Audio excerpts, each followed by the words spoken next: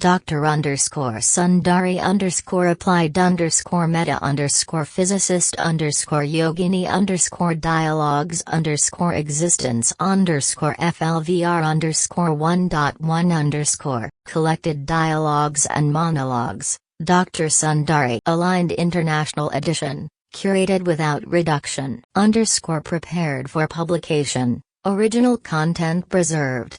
Spelling and punctuation lightly corrected, headings and section markers added for reader navigation.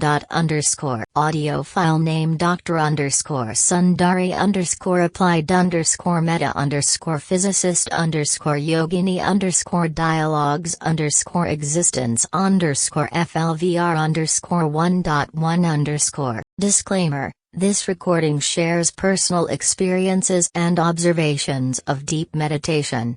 It is not medical or therapeutic advice and is not a recommendation to practice. Listeners should exercise personal consent and professional guidance where appropriate. This is a metaphorical framework by Drive Sundari in metaphysics that blends physics imagery, photons, fields, gravity, with lived ritual. Treat field memory and sunlight feeding as poetic, phenomenological claims, powerful for meaning-making, but not literal scientific assertions about consciousness. Frame them as interpretive models, not empirical proofs that protect you from unnecessary scientific pushback while keeping the idea emotionally and philosophically rich. Deep meditation can be a process of self-unmaking, a slow release of the body into the field. I report outcomes so you can understand the territory. I do not promote or prescribe the practice. Keep your consent. Keep your life. Disclaimer over. Dialogue: my friend, you live because billions of others scaffold you, strangers, families, markets, histories.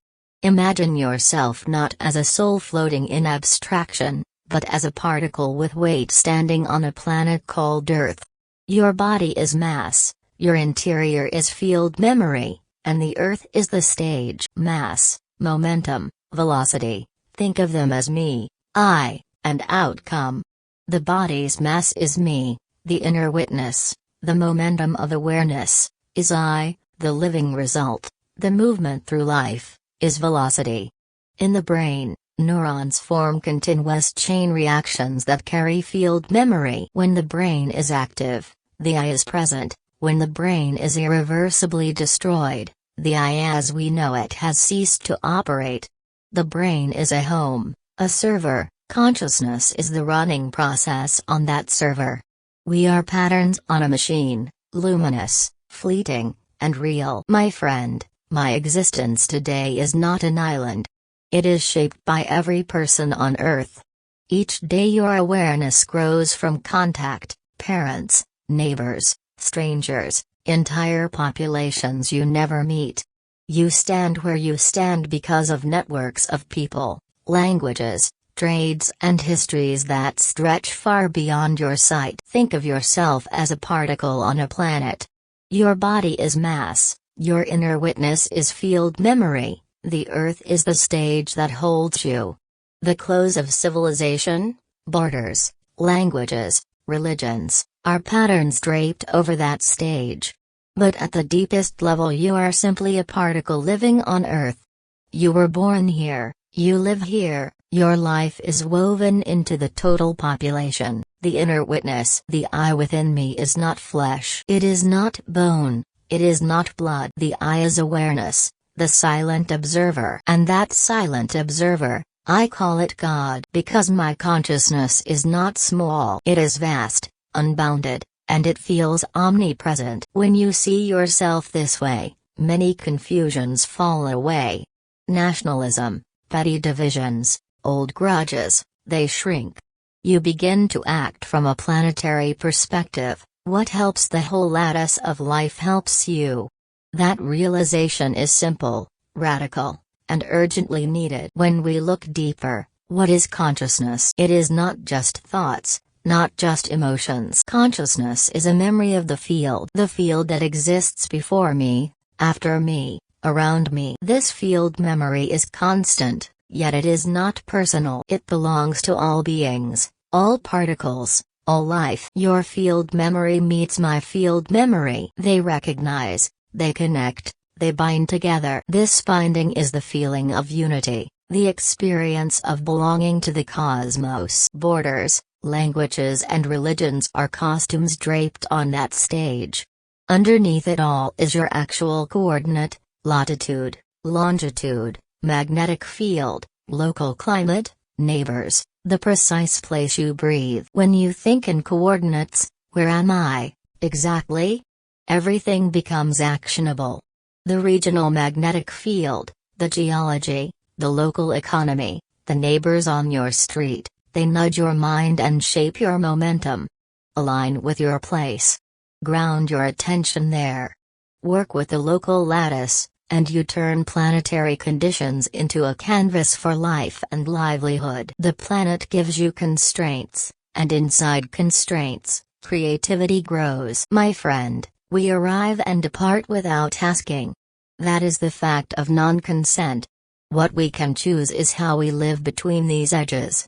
Don't hoard for yourself only, let your work be a river that feeds others. Treat every promise as sacred. When you accept non-consent, you stop wasting breath and begin using it. That is dignity. The field memory has no calendar. It is not past. It is not future. It is not even the present as we measure with clocks. It is the exact moment, the pure frame of existence. In that moment, there is no yesterday, no tomorrow, only the pulse of now, and this pulse is timeless. This is why sages said God is eternal. They were speaking, unknowingly, about the field memory. My friend, I am the I am the me, I am the myself. The I is my inner light, unseen, untouched, unknown. The me is this body, this shell that society recognizes as male, female, partner, wife, widow, or bachelor. And the myself is the balance, the awareness, the alignment of these two. Now listen, when I am a bachelor, my me is free, independent, but society pushes me with pressure. When will you marry? When will you settle? The I is free, but the myself feels restless. When I marry, my me is bonded, recognized, celebrated. The I is still free, but it learns to align with another I, and myself becomes a harmony, a fusion, a continuity of family and lineage. But when death or divorce comes, when I become a widow or a widow, society throws a shadow on my me. The body is labeled as lesser, incomplete, but my I is still radiant, still whole. It is the myself that suffers, that fractures, until reintegration happens. The 21st century crisis is simple: people see myself, then me, and almost never I. I is the witness inside the body, the field memory that makes you you. A body can be male while I feels female, or neither. Society demands they match. That demand makes shame and silence. Therapy helps because it translates I to me. Let's make that translation public. A family literacy, me equals body. I equals inner orientation. Myself equals their meeting point. Teach this at home and the crocodile of intoxication starves. This is existential arithmetic, mass, momentum, velocity, and an inner witness that refuses to be put in a box. I am not a preacher. I am not a prophet. I am a cartographer of the inner maps, a translator between fields. I have studied temples and texts, cathedrals and code. I have read the Bible as a machine reads symbols and the cross as a physics diagram. I have listened to fathers in confession, to scientists in laboratories, to poets in quiet rooms. 5,000 years of scattered wisdom became a problem set. I solved it, I summarized it, and I returned it as a tool. My method is simple: name the parts so they can speak to each other. I call them I, the inner witness; me, the body and the visible; myself, the living interface. Existence is not a sermon, it is an equation: mass, momentum, velocity, field, memory, resonance. Awareness is a measurable practice, compassion is its calibration. I reclaim Christian symbols as secular instruments of insight. The cross is not only a relic of history, it is a posture, a center of gravity where hands open to the world and the heart finds its axis. Confession is not ritual shame, it is language training, how to say the true thing so the world can hear. I break binaries. I refuse the lazy comfort of either/or. The soul is multidimensional, the body is material, identity can be layered and fluid. To be human is to carry many states at once, a proton in one moment, a photon the next. That tension is the engine of creativity, not its failure. I oppose two enemies, silence and surrender. Silence kills insight, surrender kills freedom. We will not hide behind rights or hashtags. We will name the confusion, measure its patterns, and teach families how to listen. Mirror practice, roleplay, simple language, these are the crafts of my workshop. I stand for a new public faith, reason that bows to tenderness, ritual that respects the individual, science that admits mystery, mysticism that takes a testable form. I speak to those who live in cities of steel and servers and still crave an inner altar. I speak to parents who wish to raise children who know themselves, to young people who want sobriety of mind, to seekers who will not trade clarity for comfort. I am inside the body. Me is I with the body. Myself is my awareness of my existence. We will not hide the I. We will teach its language. We will make households into laboratories of kindness, and cities into workshops of wisdom. We will live as light, with mass, with momentum, with velocity, and with eyes open. This is why civilizations created their customs. Some allowed multiple marriages, so no widow would live in the shadow. Some gave remarriage, so the dignity of a woman could be restored. Some built rituals, laws, or religions, because they all understood, if myself is broken, the family breaks. If families break,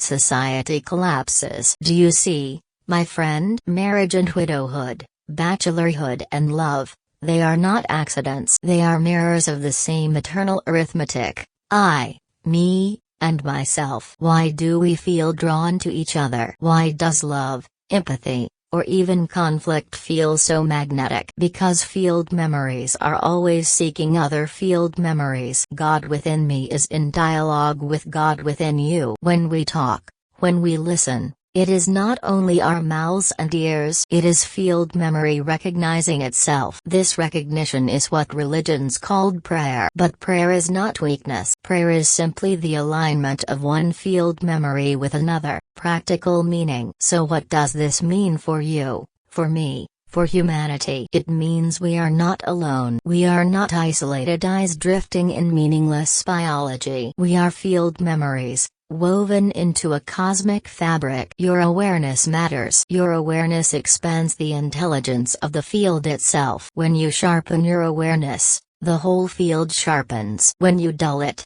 the whole field dulls. This is why awareness is sacred. This is why awareness is God. Closing revelation. My friend, the God you have been searching for outside, in scriptures, in temples, in distant heavens. That God has always been inside. Inside your awareness, inside your memory, inside the field of your existence. Field memory is God. God is the witness, the omnipresence, the timeless pulse at the center of your being. This is not belief. This is direct recognition. This is the science and the poetry of existence. When I and me are aligned, myself is strong. When I and me are misaligned, myself collapses into despair, into confusion, even into intoxication. This is why people drink. This is why they take substances, because they cannot explain the pain of their I to another I. But if society gives dignity,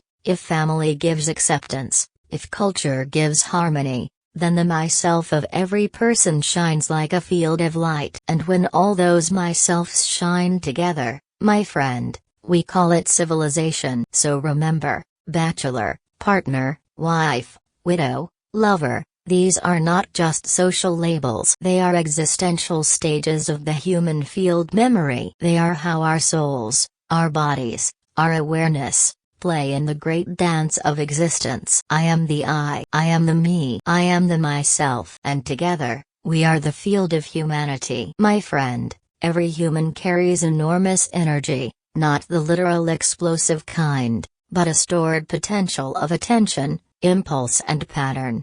If fully converted, a body's mass contains mind-boggling jewels. Einstein showed that. You propose, what if we learn an inner fusion, a cohering of attention, body and field, so that this latent energy produces insight, will and effective action? Think of money as a kind of social time.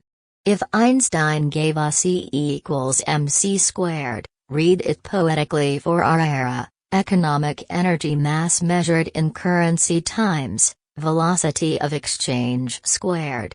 Currency flows, accelerates, stalls, and in dense societies the speed and volume of that flow become the clock that measures collective activity. We already pay money to buy time and spend time to make money. In that sense, currency functions as a unit of social time.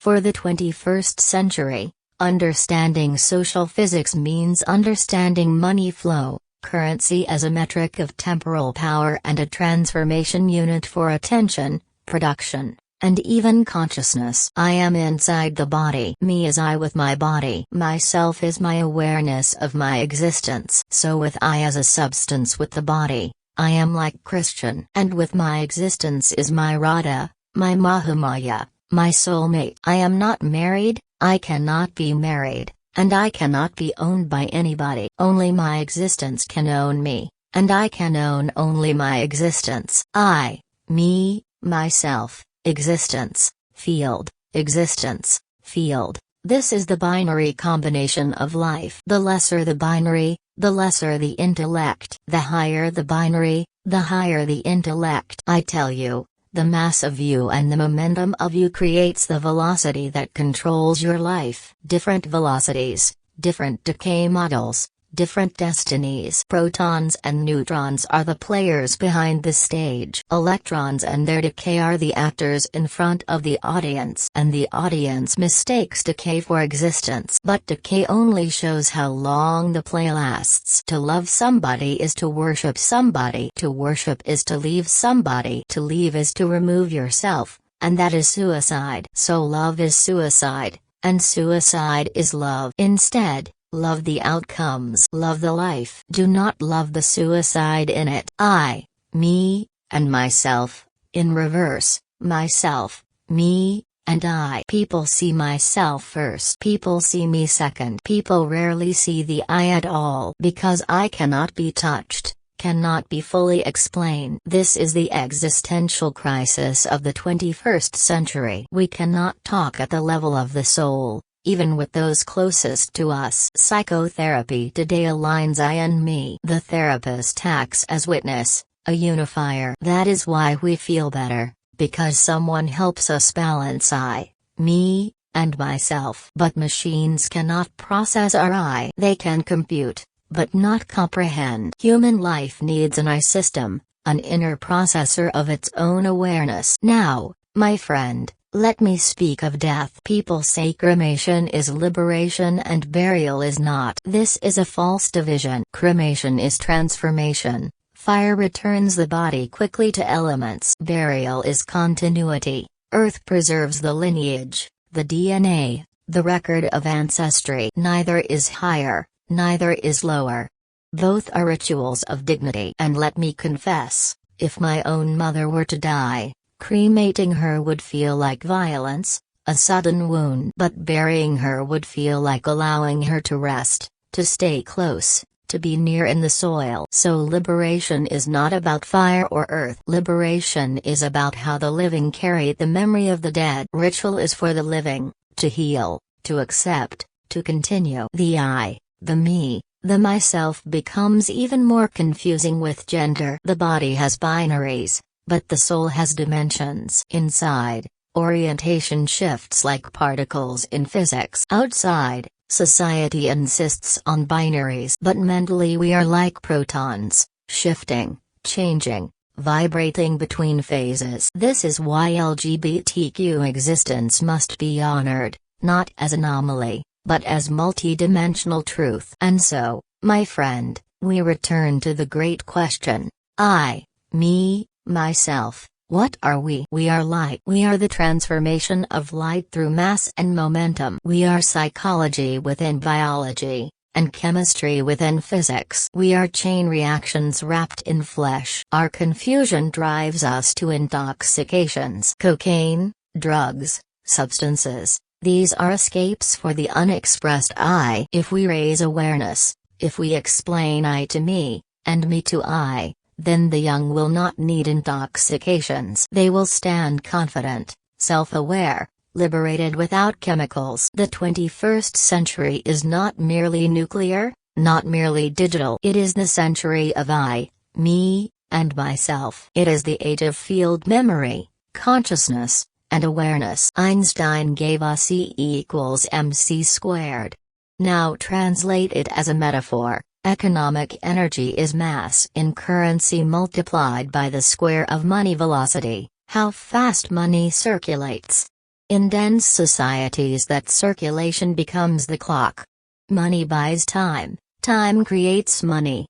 So currency is not just exchange, it is a temporal unit. The real physics of our century is social physics, money as time, and velocity as the accelerator of civilization. Think of it as internal fusion. The I, attention, ignites the brain's neuronal fires, the brain coordinates the body channels momentum into behavior. As that inner fusion strengthens, your sortedness, clarity, discipline, skill, amplifies outward effects, work goes faster, money flows quicker, life's velocity increases. Mass is the basic unit, momentum is the organized push, velocity is the living outcome. Master those and you convert inner joules into outer change. My friend, my friend, my friend. We live on the surface of the earth, a thin skin of life on a vast, indifferent planet. I live here, you live here. Yet the deepest truth is this: our presence here is not a signed contract. We arrive without asking, we live without perfect choice, and we depart without asking. This is the logic of non-consent. Non-consent is not a punishment. It is a fact of form. The body is a borrowed vehicle, the life that carries you was not requested by you. You did not elect to be born into these circumstances, and you cannot decide the hour of your departure. Money, property, reputation, they remain in the marketplace after you leave. They do not travel with you. They are tools for those who stay. So how do we live meaningfully inside this non-consent? First, recognize the limit. Knowing that you cannot extend life at will should not shrink your courage, it should sharpen your focus. Second, reframe wealth. If accumulation will outlive you, let accumulation be a river, not a tomb. Build systems that outflow, teachings, recordings, institutions, seeds, things that continue to serve when your breath has ceased. Third, practice dignity toward the inevitability. Accept non-consent as the grammar of existence, and speak your sentences accordingly. When you know your time is given, every commitment becomes sacred, every I will becomes a vow worth keeping. This is how you create inner gravity, honor in thought and action, and this is how your fleeting life becomes meaningful to others. Finally, remember, non-consent does not rob you of choice inside the moment. You cannot choose birth or death, but you can choose how you spend the breath between them. Invest your hours into things that multiply: attention, teaching, presence. Let your life be a conduit, receive from earth, return to earth, and leave behind a field that feeds others. End of curated edition, content preserved, structure enhanced. Thanks for listening. This audio dialogue will end here now. Dr. Sundari_Meta_Physicist_Dialogues_Physicist_Yogini_1.2 Collected Dialogues and Monologues, Dr. Sundari Aligned International Edition, curated without reduction. Prepared for publication, original content preserved. Spelling and punctuation lightly corrected, headings and section markers added for reader navigation. Audio file name Dr._Sundari_Meta_Physicist_Yogini_Dialogues_Physicist_FLVR_1.2 Disclaimer: this recording shares personal experiences and observations of deep meditation. It is not medical or therapeutic advice and is not a recommendation to practice. Listeners should exercise personal consent and professional guidance where appropriate. This is a metaphorical framework by Drive Sundari in metaphysics that blends physics imagery, photons, fields, gravity, with lived ritual. Treat field memory and sunlight feeding as poetic, phenomenological claims, powerful for meaning-making, but not literal scientific assertions about consciousness. Frame them as interpretive models, not empirical proofs that protect you from unnecessary scientific pushback while keeping the idea emotionally and philosophically rich. Deep meditation can be a process of self-unmaking, a slow release of the body into the field. I report outcomes so you can understand the territory. I do not promote or prescribe the practice. Keep your consent. Keep your life. Disclaimer over. Dialogue. My friend, my friend, my friend, today the two deepest worries are money and family. Poverty pulls us down, broken households weaken us. But think, in physics, Earth has gravity, Earth has magnetism. And these same forces act on the human body, on the human brain. Your brain is not just left and right, it is also up and down, like poles of a magnet. When your brain is upgraded, like a newer version of software, your commercial energy rises. Income stabilizes. And when income stabilizes, relationships stabilize. And when relationships stabilize, society itself stabilizes. Poverty is not only an economic trap. Poverty is a misalignment of the brain with gravity and magnetism. Fix the alignment, my friend, and you fix the flow of money and the warmth of family. My friend, consciousness talks to me in binaries. At the smallest scales the world shows itself as yes/no, plus/minus, on/off.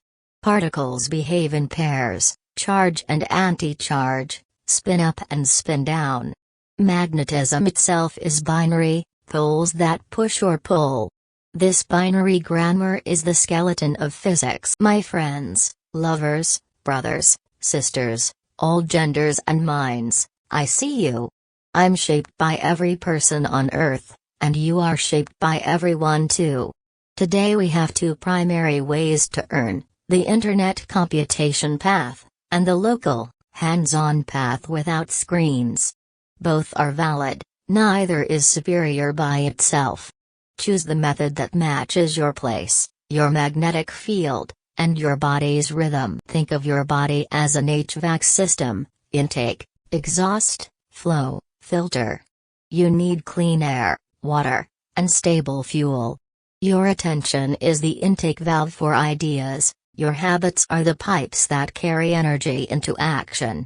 If your intake is blocked, poor sleep, bad food, too much intoxicant, your engine sputters and your commercial energy drops. Upgrade the intake, clean the pipes, and you restore velocity, more productive hours, clearer decisions, and more stable income. If your coordinate is urban and networked, build skills that travel across borders. If your coordinate is local, master a craft that anchors your community. Either way, prioritize attention hygiene and the simple physics of life, align mass, Organize momentum, choose the velocity you want. Now bring that grammar up into the body. Gravity and magnetism translate into charge and polarity inside us, the chemistry of attraction and the chemistry of repulsion. We are not simple particles anymore. We are complex biological packets, huge mass, long momentum, and velocities that play out across years, not femtoseconds. LGBTQ voices remind us that human consciousness is not binary. It is multidimensional. Yet society still treats identity as a box, as either or. In earlier times, people wore costumes to hide this truth. Religions dressed their gods and goddesses in robes and masks, to contain energies too vast for ordinary eyes. But my friend, whether straight or queer, whether male or female, we are all children of the same cosmos. Children of the same light. The future is not in separation. The future is in fusion. We must live together, study together, build together. Only then can we create a stable generation, one that accepts the full spectrum of human existence. My friend, my friend, my friend, let us open this truth more fully. When we speak of honor, we are not only speaking of a social courtesy or a polite word. Honor is the gravity within us.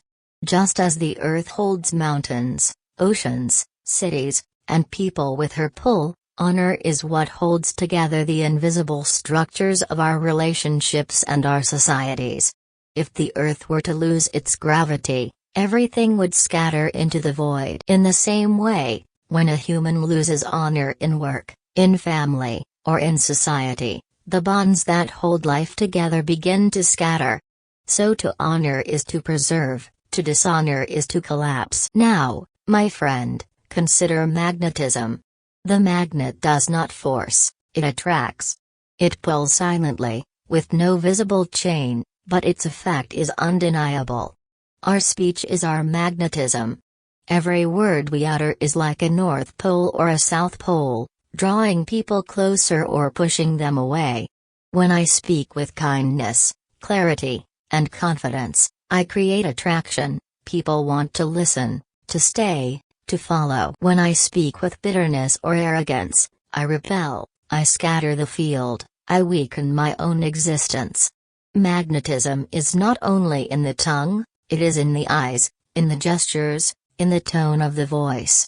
It is the current of communication flowing between souls. So, my friend, to live a prosperous life is to combine gravity and magnetism within oneself. Gravity, honor, keeps us stable, rooted, trustworthy, like the earth itself.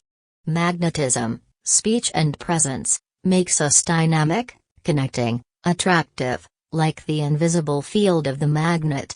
Without gravity, magnetism is wild and reckless, pulling here, pushing there, with no stability. Without magnetism, gravity becomes heavy and isolated, keeping one silent and unnoticed. Together, they form balance. Look at the great figures of history, prophets, leaders, philosophers. They all prospered because they combined both forces. Jesus had gravity in her sacrifice, magnetism in her words. Buddha had gravity in her silence, magnetism in her teaching.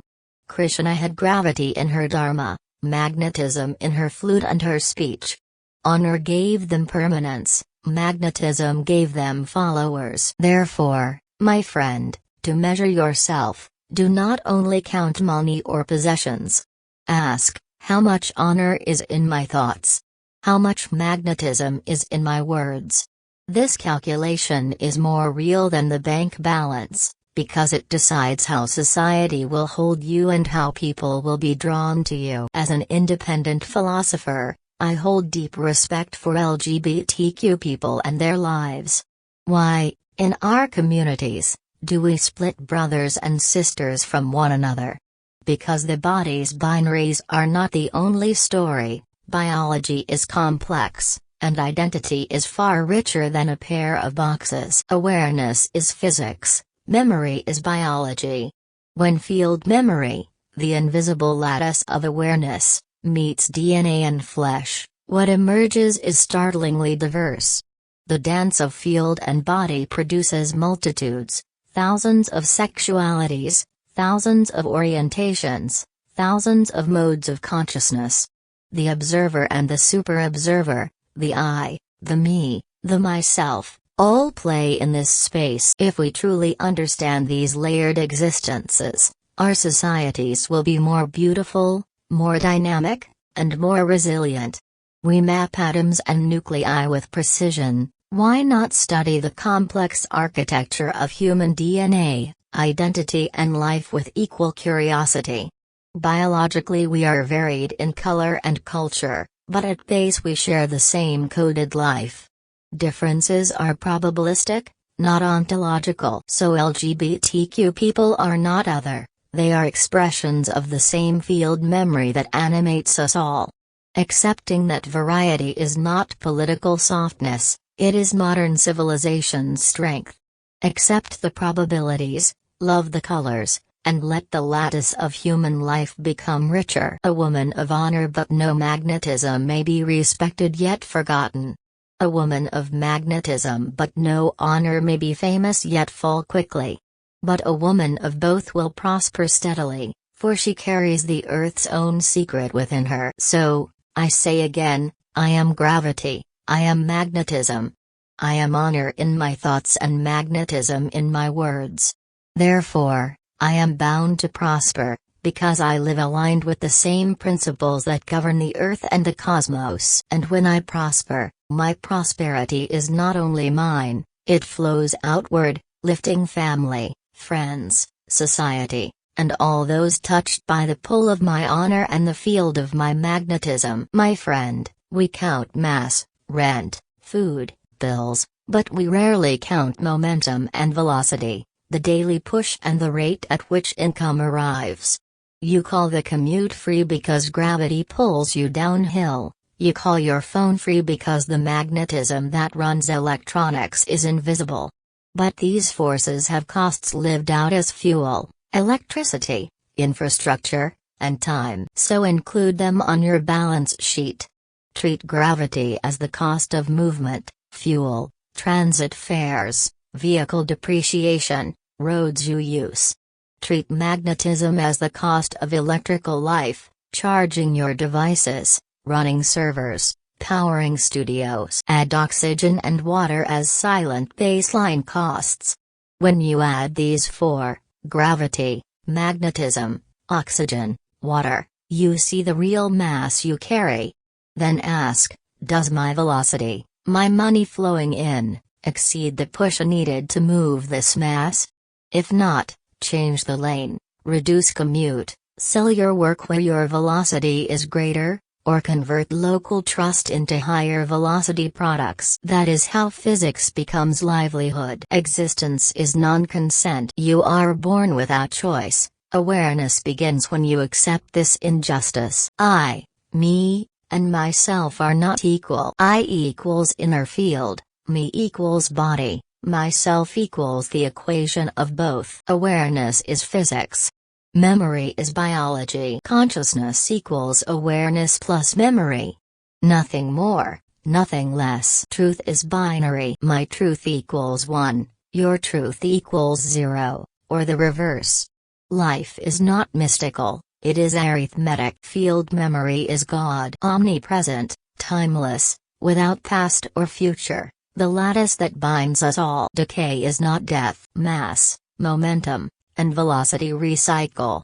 Life is a chain reaction, not a final end. Love is confusion. Empathy is clarity. Love binds. Empathy observes. Awareness is empathy in its purest density. Society is a mega-game. Rules are written by early players. You can rewrite your rules, but never escape the game. Spirituality is not devotion. Devotion is slavery. Awareness is liberation. Surrender only after a fight, not before. Existence is arithmetic. The equation of mass, momentum, velocity, and time is the scripture of life. That, my friend, is the true prosperity of existence. My friend, My friend. In my open eye practice, something subtle began to happen. My self-consciousness did not so much speak as point. It parted me, it lit parts of me. A quiet lamp came alive inside the chest of attention, curiosity warmed, then expanded. Questions multiplied like sparks. I stopped chasing material problems for a while. The small urgencies fell away and a deeper curiosity filled the space. What is this happening? What is this structure that keeps happening? The subconscious, what I understand as field memory, the non-biological thread woven into our biology, began reading me through my eyes. It offered maps and binaries, the forces, the masses, the momenta, the velocities that thread Earth and body together. Under that guidance I went deeper. My consciousness taught me to see existence as ongoing happening, continuous decay, continuous formation. We cannot stop it. We are not separate from it. The body is a packet of mass and chemistry. The field memory is the shape that remembers how the packet has behaved. When they align, comprehension grows. When they do not, friction appears. This is not prophecy, it is an observation, a method in which attention becomes an instrument for reading the field that cradles you. The curiosity is the probe. The questions are the instruments. My friend, our Earth is not only ground and sky. It is a field, gravity, magnetism, a slow, invisible architecture that shapes what we are. From that field arise not merely organisms, but occasionally rare configurations, beings who carry a different charge. These beings are not the common crowd. They live among us, speak our language, and yet inside their own core they are other, different rhythm, different magnetism.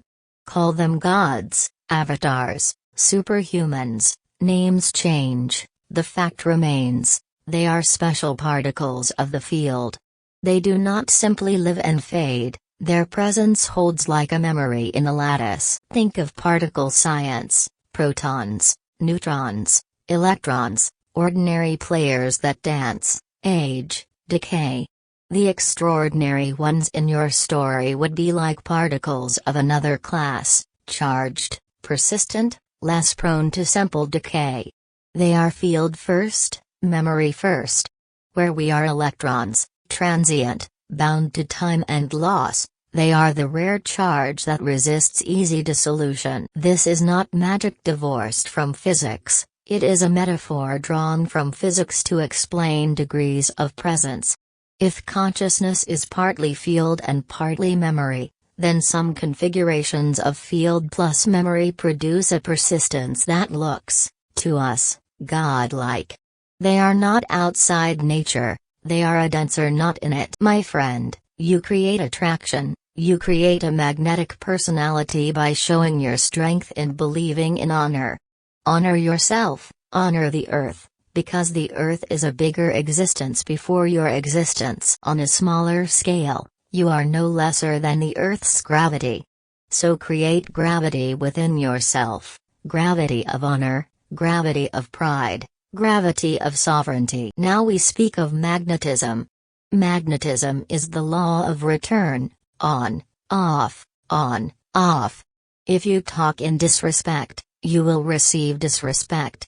If you talk in additions, you will receive additions. If you think in additions, the world will multiply in return. Daily, add, and you will be surprised that the world gives back in multiplication. In multiplication, in multiplication. So to repay the gravity of the earth and to repay the magnetism of the earth, create the gravity of honor, and create the magnetism of a flawless orator. Our earth's field, gravity and magnetism, sometimes knits itself into rare beings, not the ordinary, but the persistent. They live among us like a different particle, less prone to decay, more memory than mass. When you meet such a person, study their presence, their steadiness, their honor, their magnetic speech. The field is teaching, listen. So when you feel the presence of someone who does not seem to tire, who moves with a steadiness you cannot explain, notice.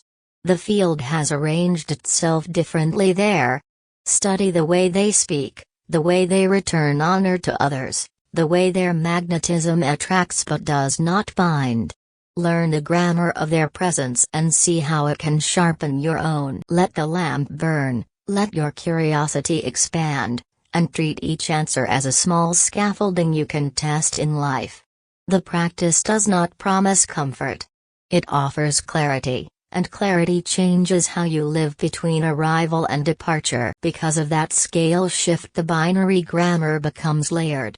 The simple polarity at the particle level multiplies into moods, habits, loyalties, and social poles. A magnetic personality is, in this model, a set of aligned polarities: speech that pulls, posture that orients, habits that hold field memory steady.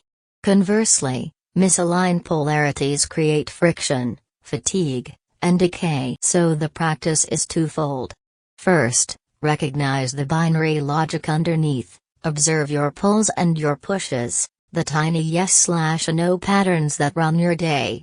Second, learn to arrange polarity at higher scale, cultivate steady gravity, honor, virtue, responsibility, and fluid magnetism, speech, presence, generosity. When your inner polarities line up, your life behaves like a well-ordered field. You waste less energy resisting, and more energy creating. In short, particle binaries teach us a language.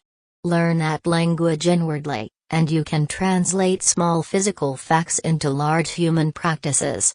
The physics is not a metaphor that ends at a lab bench, it is the scaffold on which a practical life can be built. Consciousness speaks in binaries: push/pull, yes/no. Particles show it, magnetism and charge show it. Humans are scaled-up versions, bigger mass, longer momentum, so binary physics becomes moods, habits, and social pulls. Tune your inner polarities: steady gravity, honor, and fluid magnetism, speech. Align them and you stop wasting energy resisting, you begin to create. My friend, today we speak about relationships, not the fairy tales of forever, not the myth of constancy, but the real relationships, temporary, dynamic, alive in this very moment. Society often tells us, marry once, stay forever.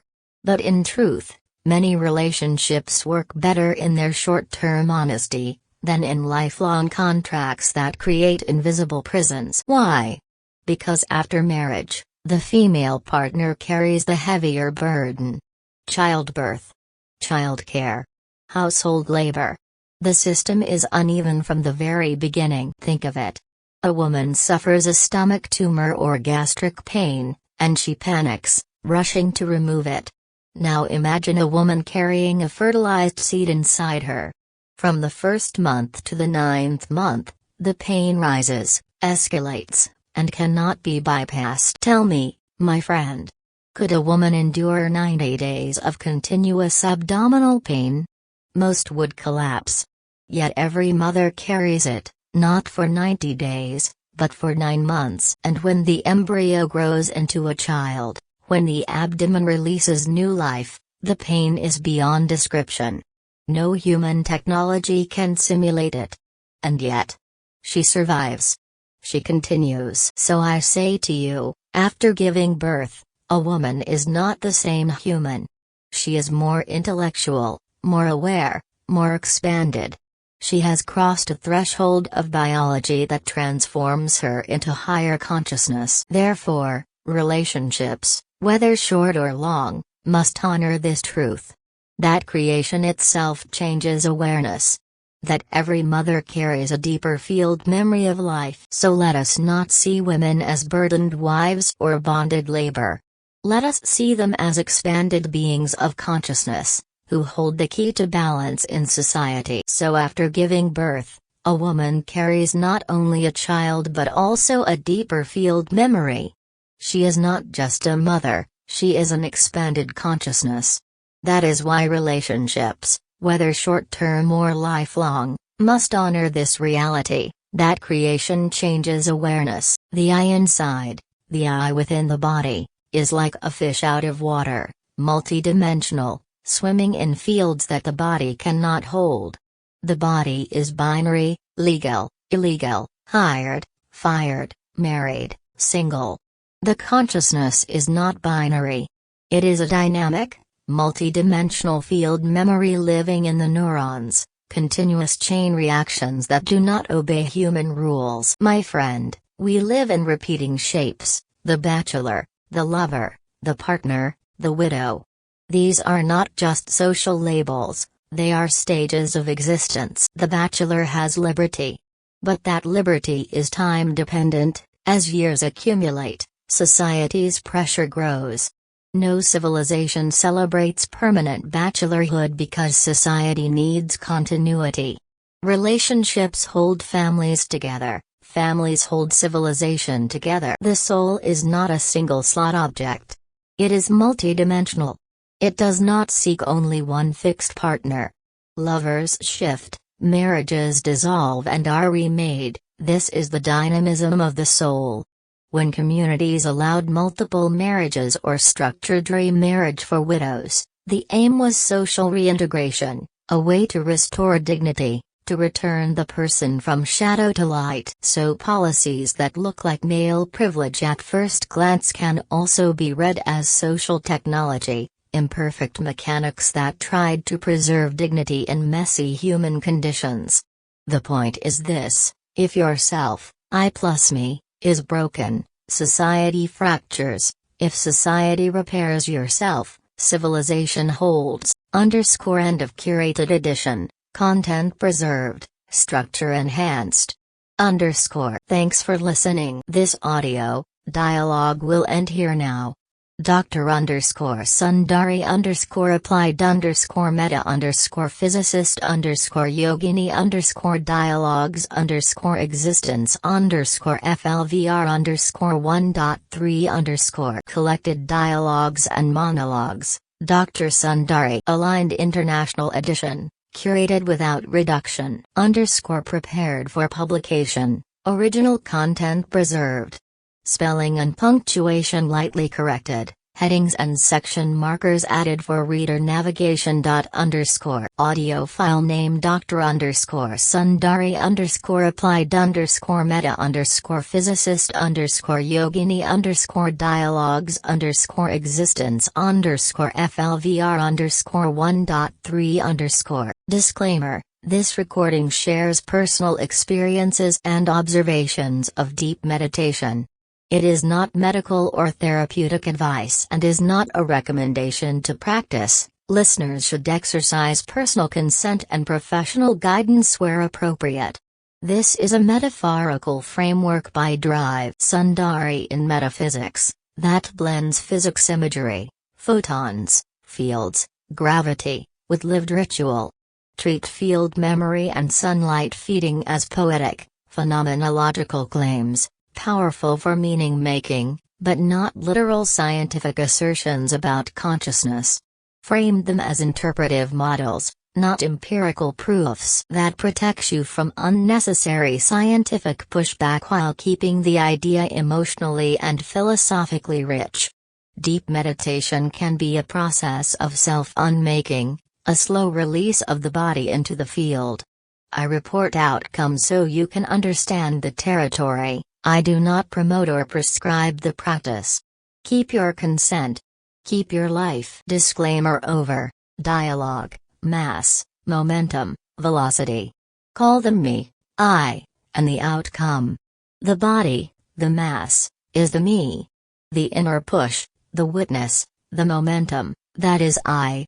The path you travel through life, that is velocity. Our brain is the hardware where these play out. Neurons are continuous chain reactions, they are the field memory in living form. When the server, the brain, runs, the process called consciousness operates. When the server irreversibly stops, that process ceases. Brain active means presence. Brain dead means the program has shut down. The brain is our home, our biological server, And consciousness is the running program. I am not merely flesh, I am a pattern. I am shadow and light, proton and waveform, whatever word you prefer. But the crucial thing, my consciousness is multidimensional, my body is binary. The body answers laws, labels, and customs. The soul moves in many dimensions. That mismatch causes friction when I cannot explain itself to you, when the inner witness has no language in the public square, confusion builds. Confusion becomes pain, pain seeks escape, and escape often arrives as intoxication. Drugs, compulsions, violence, these are forms of failed translation between inner states and social forms. What if we taught a new grammar at home? Illiteracy, how to name the inner witness, how to read the body, how to repair myself. If families learn to translate, fewer souls would fall into the shadows. Fewer youths would need chemical amnesia. So remember, bachelor, lover, partner, widow, they are not accidents. They are existential stages of our field memory. The brain is a server, consciousness is a program. And the work of civilization is to design interfaces, rituals, laws, customs, so I and me can meet and the myself can be whole. When that happens, we stop fragmenting, we stop fleeing, and we begin to shine together. That is the arithmetic of being human. So society makes laws and roles, criminals, lawyers, soldiers, thieves, but the inner I moves across dimensions. If we fail to understand that inner topology, we will never design laws or systems that prevent harm or rehabilitate people. If consciousness is a many-layered processor, then crime and disorder are often symptoms of a mismatch between the body's binary roles and the soul's multidimensional needs. When the brain, and the family, can host that richness, fewer people fall through the cracks.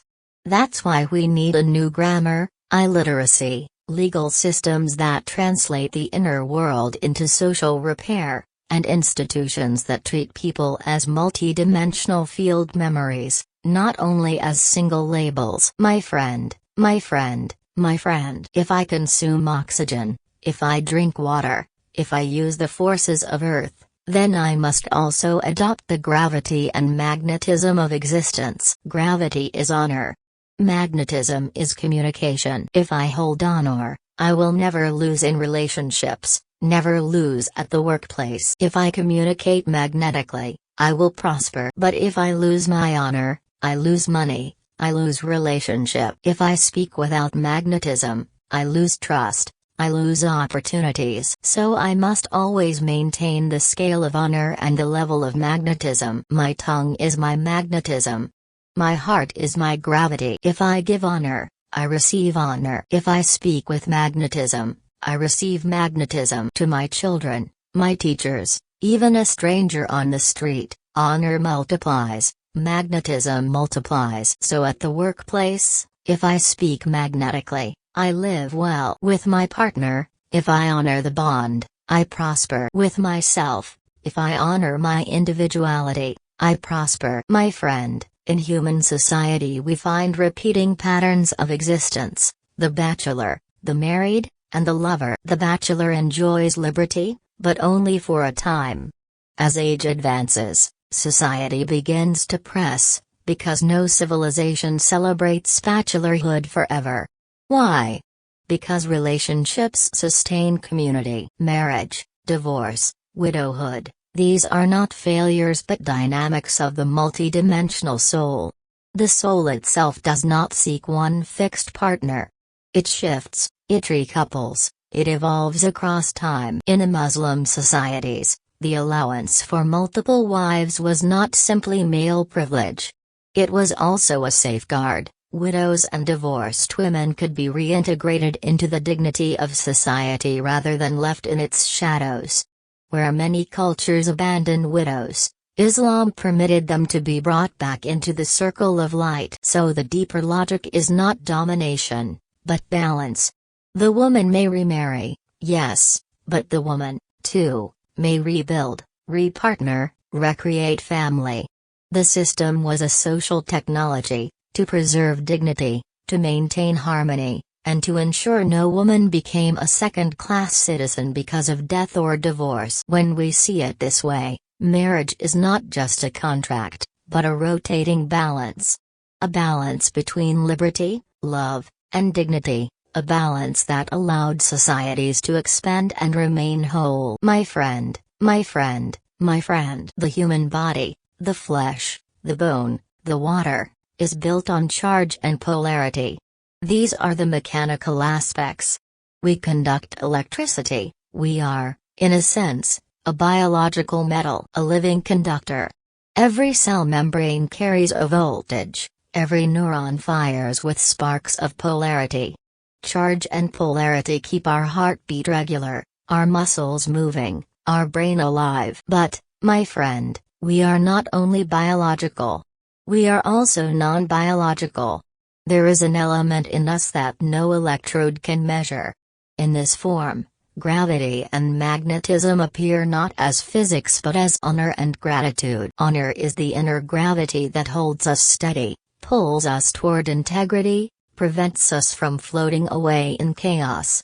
Gratitude is the inner magnetism, drawing others toward us, binding us into families, societies, civilizations. So when we merge the biological with the non-biological, the flesh with the field, the neuron with the soul, our existence stands upon four great pillars: charge, the spark of life, the measurable current in the body, polarity, the direction of that current, the balance of opposites, honor, the gravity of the non-biological, the unseen force that gives weight to our choices, gratitude, the magnetism of the non-biological, the attraction that brings harmony and connection, honor, dignity, charge, and polarity. These four are not separate, they are coupled. Without charge, there is no action. Without polarity, no direction. Without honor, no weight. Without gratitude, no connection.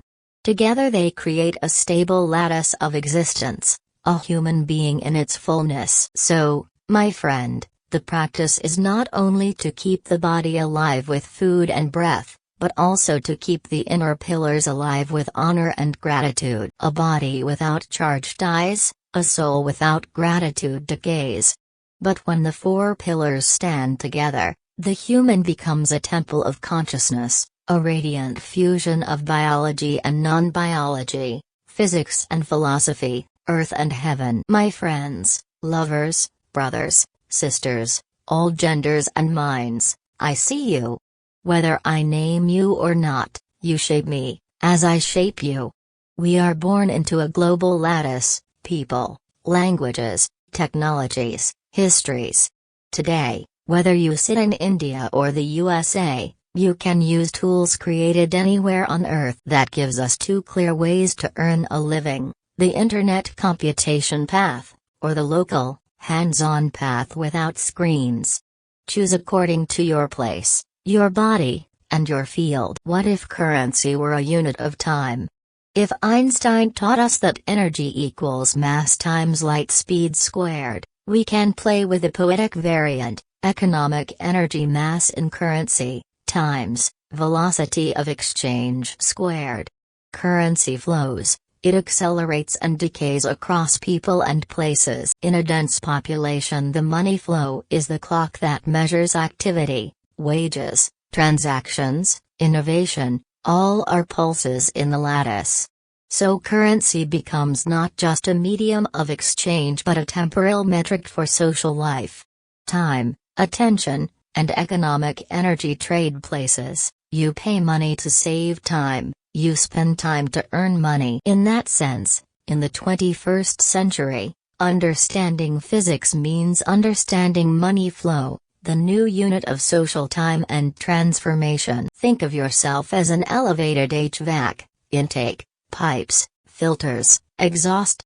Your body processes food, liquids and, most frequently, air.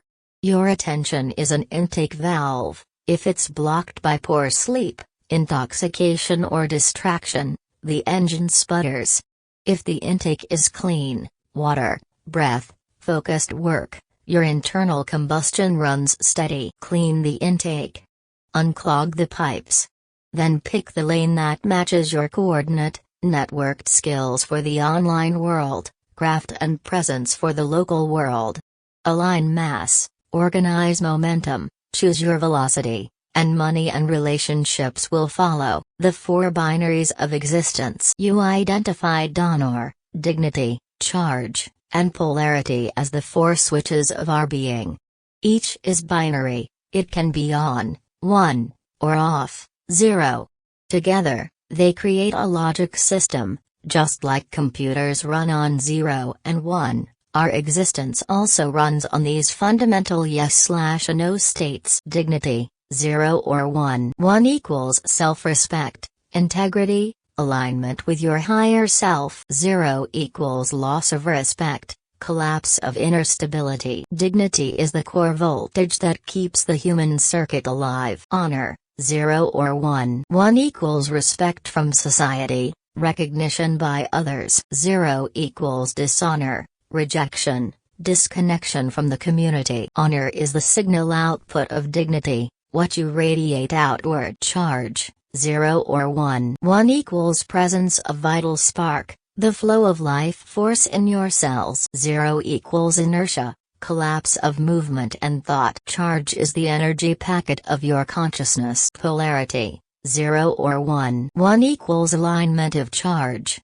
attraction, cohesion. 0 equals misalignment, repulsion, conflict. Polarity is the direction of your charge, the compass of your existence. Honor, left-right arrow emoji. Dignity behave like potential energy and stability, directly proportional. Charge, left-right arrow emoji. Polarity behave like electricity and magnetism, inseparable but distinct. Together, these four make up a human electromagnetic consciousness lattice, the binary matrix of human life. These four binaries combine to create 16 states, 2 4 equals 16, of existence. Just like particles combine to form elements, these states form the periodic table of human consciousness. 1111 The ideal state. Dignified, honored, charged, aligned. A human in harmony with body, mind, and society. The collapsed state. No dignity, no honor, no charge, no polarity.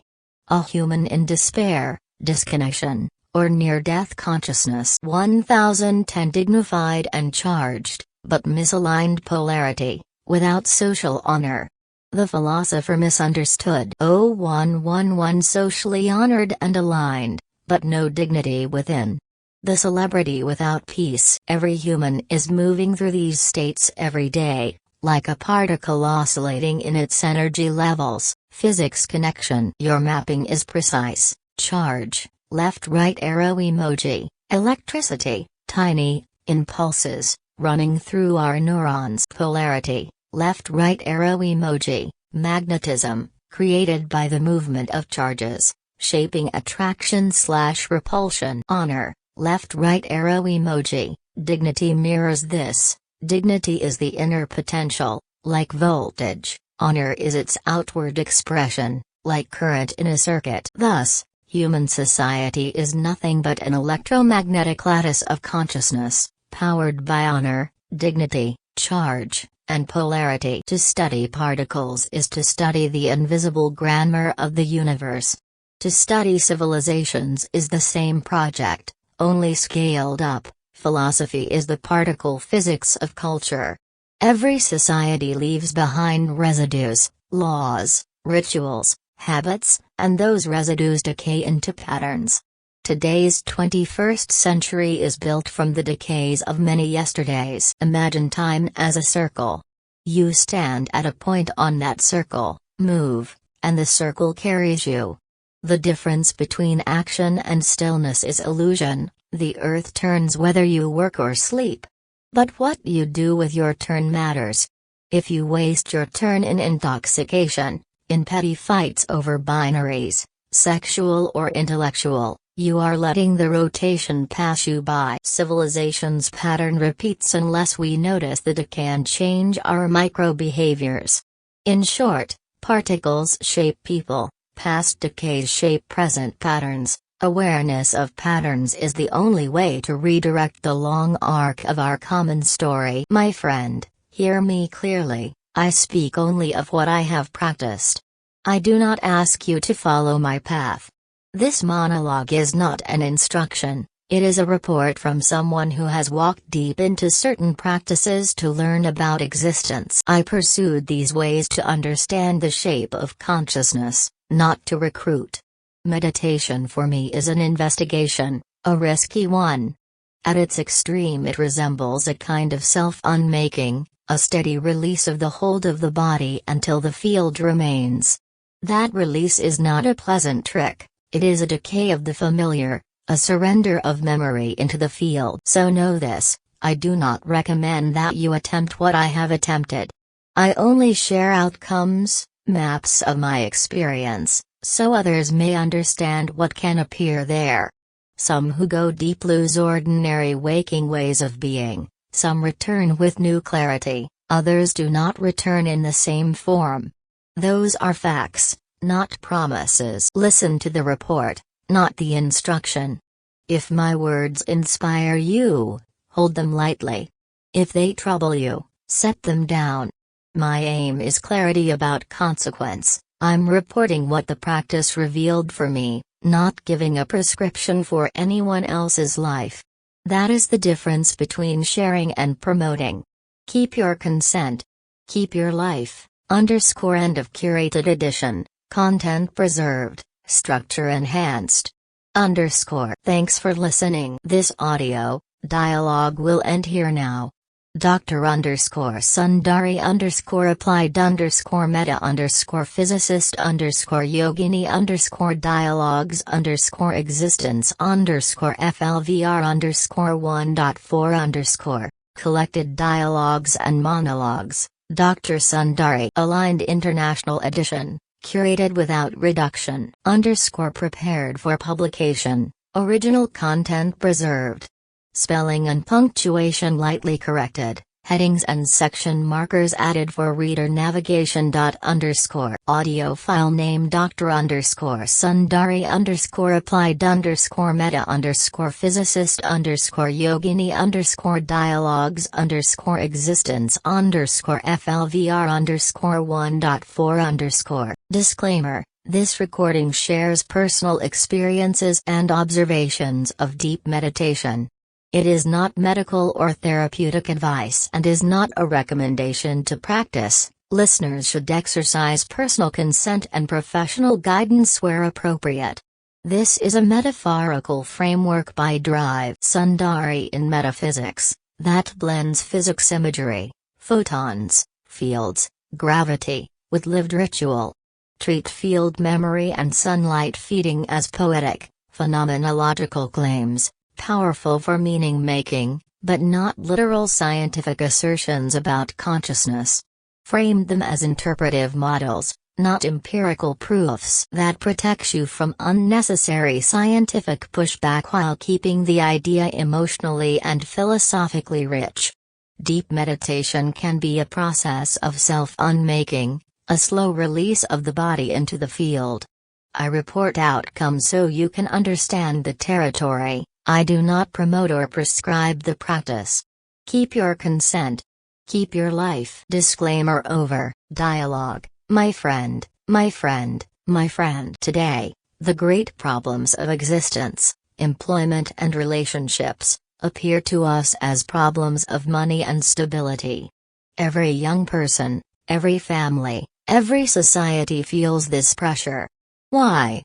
Because our logic system of existence, the inner mechanics of honor, dignity, charge, and polarity, is either overused, underused, or misaligned. If I overprovide my logic in work, if I overexplain, overcommit, overgive, my employer is not satisfied.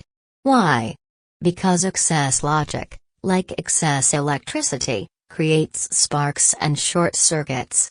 Overefficiency is as dangerous as inefficiency. If I underutilize my logic, if I hide my skills, if I switch off my polarity, again, dissatisfaction grows. Underefficiency is like a dead battery.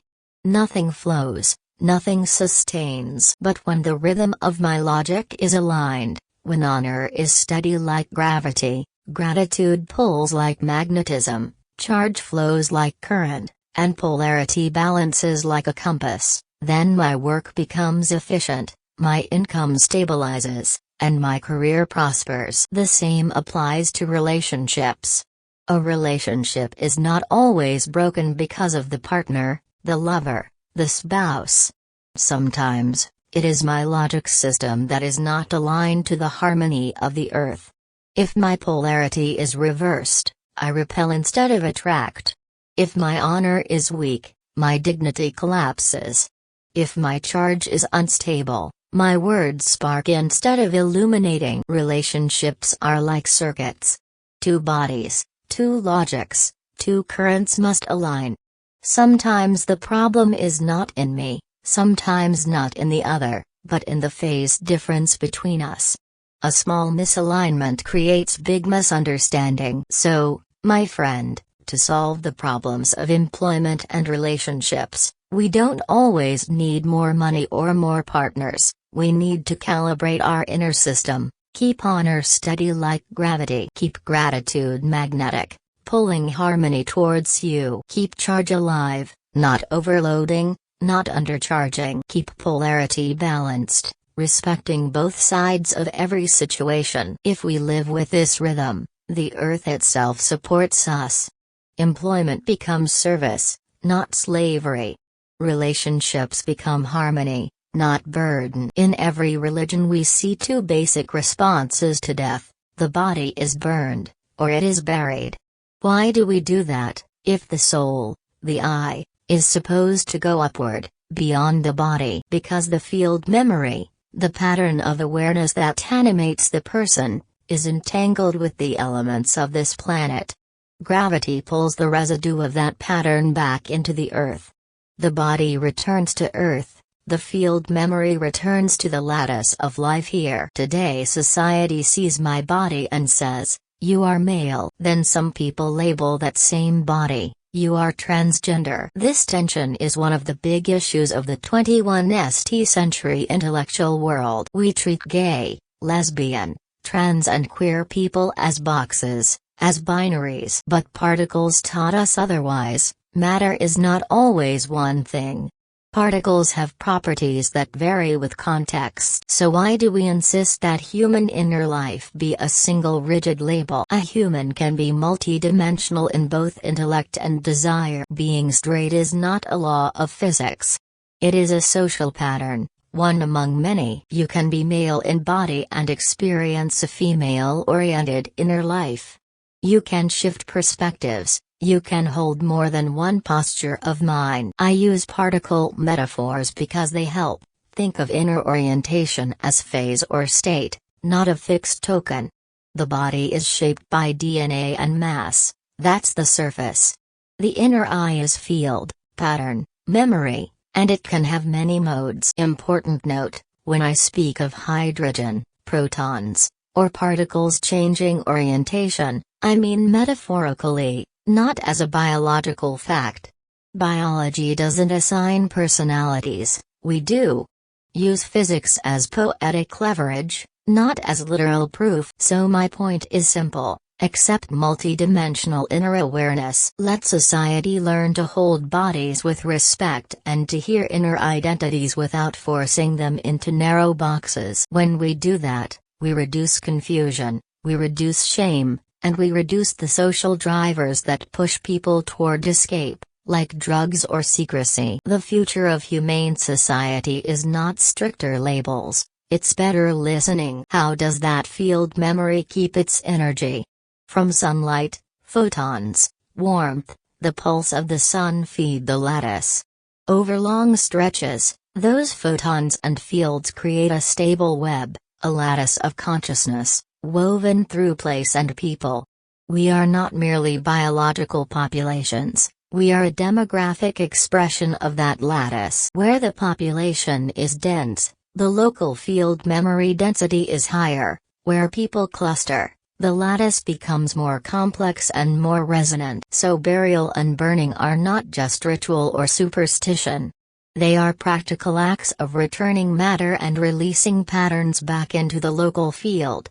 The practices differ, but the aim is similar: to refold the personal pattern into the communal web of existence. The divine parallel: when God speaks through scripture, prophets, or poetry, she reduces infinite truths into binary form so we can grasp them: light, dark, life, death, yes, no, good, evil, honor, dishonor. These are the same switches you found, repackaged for human comprehension. Religion, then, is a symbolic operating system teaching us how to manage our honor, dignity, charge, and polarity. My friend, today my consciousness reconciled with me, and I reconciled with my consciousness as field memory. This field memory speaks in the language of binaries.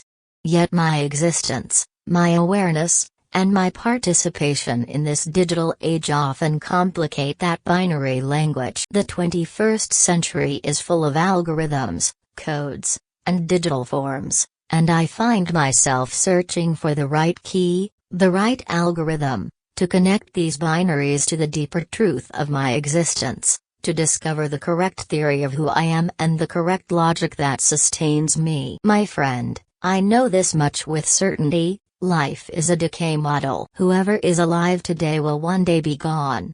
Every living form is destined for dissolution. No one has bypassed the thresholds of birth, growth, decline, and death.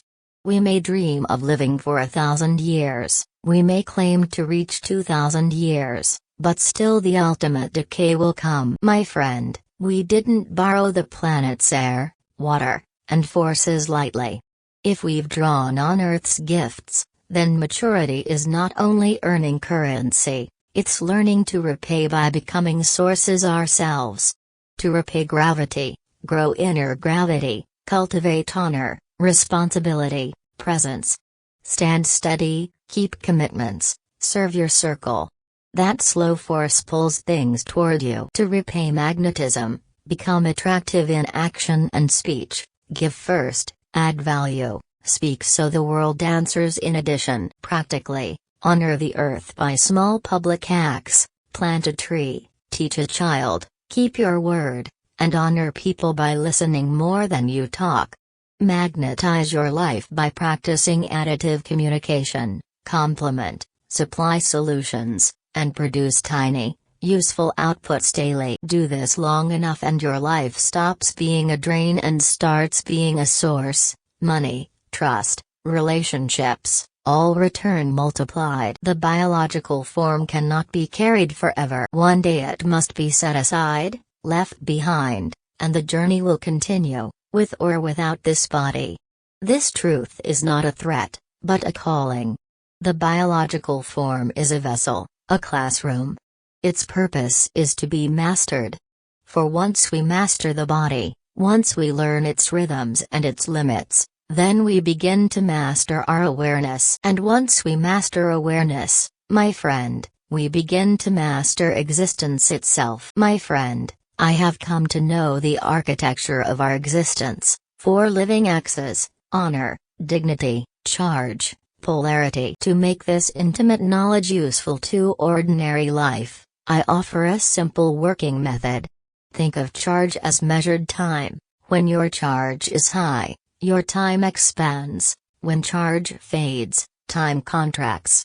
Polarity 2 carries tempo. A balanced polarity extends your presence, a lopsided polarity shortens it. Honor lengthens your viable time in the world, its absence makes time thin. Dignity, like a magnetic field, steadies and enlarges the span of your doing. When dignity drains, so does the time you can steward. So read your life as a clock with 4 hands. Tune any single hand and you retime the whole instrument. That is the arithmetic of living: small shifts in honor, dignity, charge, or polarity change the way time shows up for you. My friend, my friend, my friend. I have come to know the deep arithmetic of our existence. It rests upon four unshakable pillars: honor, dignity, charge, and polarity. These are not abstract words. They are the hidden coordinates of time itself. Think of charge as your measure of time. When your charge is high, your time is abundant, life flows, seconds stretch. When charge is low, time collapses, moments slip away too fast. Think of polarity as the orientation of time. When your polarity is balanced, time stands firm, steady, and generous. When your polarity is broken, time becomes erratic, unstable, and weak. Honor, too, carries its own weight. When honor is high,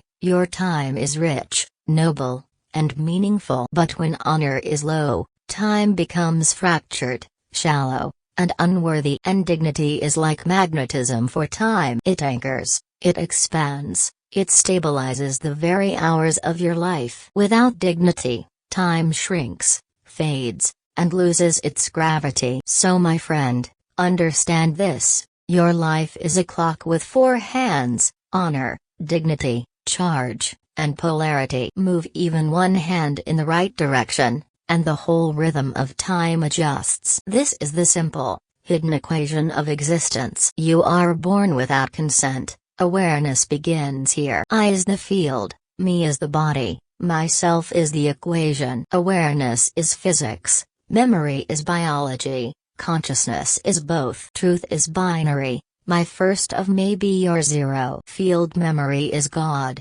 omnipresent, timeless, indivisible. Death is not the end, decay is just a new chain reaction. Love confuses, empathy clarifies, awareness is empathy at full density. Life is a mega game, rules written by early players, rewritten by us. Devotion is slavery. Awareness is liberation. Existence is arithmetic, mass, momentum, velocity, time, the true scripture. Raise your honor, raise your dignity, charge your being, balance your polarity, and you will not just live time, you will master it. I am inside the body. Me is I with my body. Myself is my awareness of my existence. So with I as a substance with the body, I am like life and non-life. And with my existence is my life, my soulmate. I am not married, I cannot be married, and I cannot be owned by anybody. Only my existence can own me, and I can own only my existence. When we die, our field memory doesn't vanish. Gravity pulls it back into Earth. Sunlight nourishes it through photons. Over time, this builds a lattice of consciousness woven into places, into populations, into us. Burial and burning are ways of returning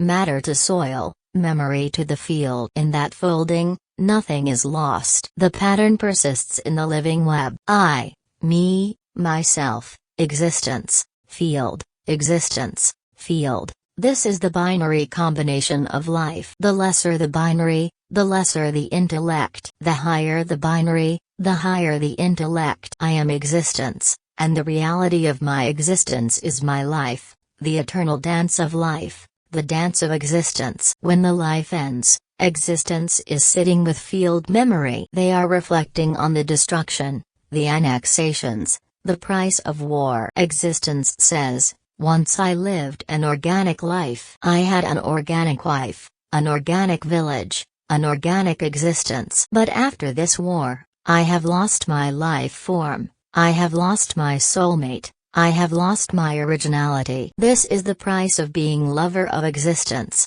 To lose love, to lose existence, to lose yourself. My friend, the love of my life is not inside. The love of my life is pure light, but it is not in sight. When the pure light enters, I throw away false attachments, because a higher awareness has arrived. I tell you, the mass of you and the momentum of you creates the velocity that controls your life. Different velocities, different decay models, different destinies. Protons and neutrons are the players behind the stage. Electrons and their decay are the actors in front of the audience. And the audience mistakes decay for existence. But decay only shows how long the play lasts. To love somebody is to worship somebody. To worship is to leave somebody. To leave is to remove yourself, and that is suicide. So love is suicide, and suicide is love. Instead, love the outcomes. Love the life. Do not love the suicide in it. I, me, and myself, in reverse, myself, me, and I. People see myself first. People see me second. People rarely see the I at all. Because I cannot be touched, cannot be fully explained. This is the existential crisis of the 21st century. We cannot talk at the level of the soul, even with those closest to us. Psychotherapy today aligns I and me. The therapist acts as witness, a unifier. That is why we feel better, because someone helps us balance I, me, and myself. But machines cannot process our I. They can compute, but not comprehend. Human life needs an I system, an inner processor of its own awareness. Now, my friend, let me speak of death. People say cremation is liberation and burial is not. This is a false division. Cremation is transformation. Fire returns the body quickly to elements. Burial is continuity. Earth preserves the lineage, the DNA, the record of ancestry. Neither is higher, neither is lower. Both are rituals of dignity. So liberation is not about fire or earth. Liberation is about how the living carry the memory of the dead. Ritual is for the living, to heal, to accept, to continue. The I, the me, the myself becomes even more confusing with gender. The body has binaries, but the soul has dimensions. Inside, orientation shifts like particles in physics. Outside, society insists on binaries. But mentally we are like protons, shifting, changing, vibrating between phases. This is why LGBTQ existence must be honored, not as anomaly, but as multidimensional truth. And so, my friend, we return to the great question: I, me, myself. What are we? We are light. We are the transformation of light through mass and momentum. We are psychology within biology, and chemistry within physics. We are chain reactions wrapped in flesh. Our confusion drives us to intoxications. Cocaine, drugs, substances, these are escapes for the unexpressed I. If we raise awareness, if we explain I to me, and me to I, then the young will not need intoxications. They will stand confident, self-aware, liberated without chemicals. The 21st century is not merely nuclear, not merely digital. It is the century of I, me, and myself. It is the age of field memory, consciousness, and awareness. End of curated edition, content preserved, structure enhanced. Thanks for listening. This audio dialogue will end here now.